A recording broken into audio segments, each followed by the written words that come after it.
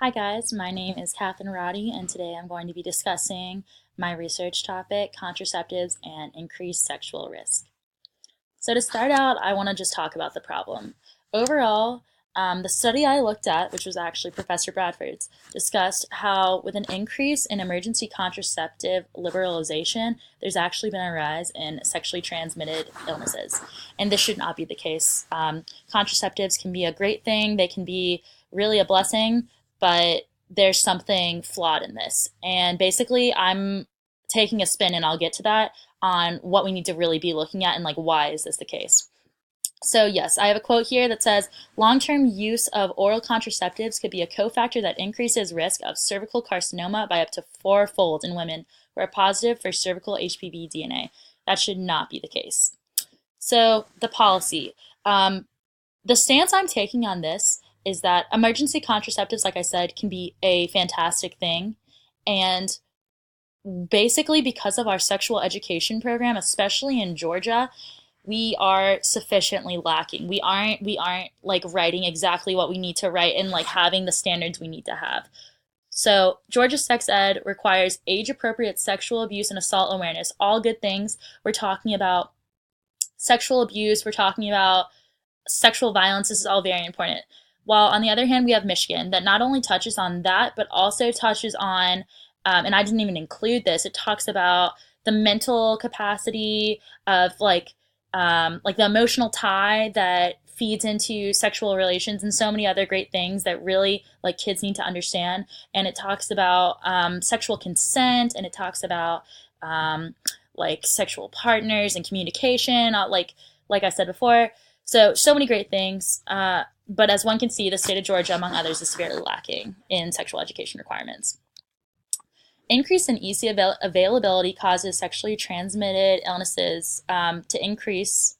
Um, and basically, that's proven in this retrospective analysis that Professor Bradford did.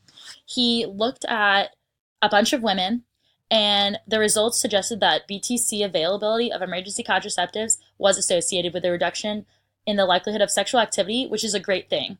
So sexual activity is going down, and the likelihood of having multiple sexual partners, which is risky in itself, is going down, which is great. And emergency contraceptives are somehow helping with that, which you wouldn't think would be the case. But the bad part, which is what I'm talking about, is how it's increasing sexually transmitted illnesses. And that shouldn't be the case with proper sexual education. Some methods that we could look at. He actually did a retrospective analysis of female respondents, and he used the National Longitudinal Survey of Youth. By using this, he could look at a wide array of women and see like why they're making the choices they're making. Basically, women are just choosing to have more unprotected sex, and we think that that's stemming from men possibly pressuring them because emergency contraceptives are available.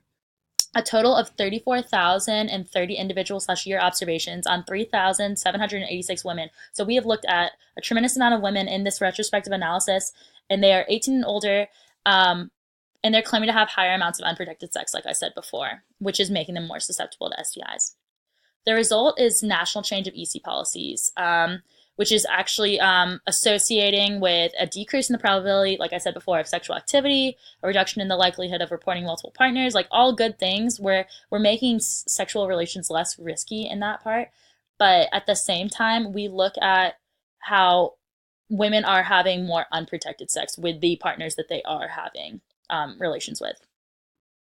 So, discussion. The study's findings directly correlate with the insufficient sexual education policies because they predominantly correlate with women feeling that their reproductive decision making is limited from ECs. Just like I was saying before, women are feeling possibly more pressured because this is a safety net.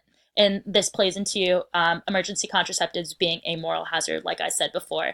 And this also stems into just a lack of sexual education. And that's why we need to reform those policies, that women know that even though this is an option, that it's still their right, that they still need to consent. These findings can be used to show people of all genders that sexual communication is crucial. So that's incredible. But yes, communication, very important. All right, that's it, guys. Thanks so much.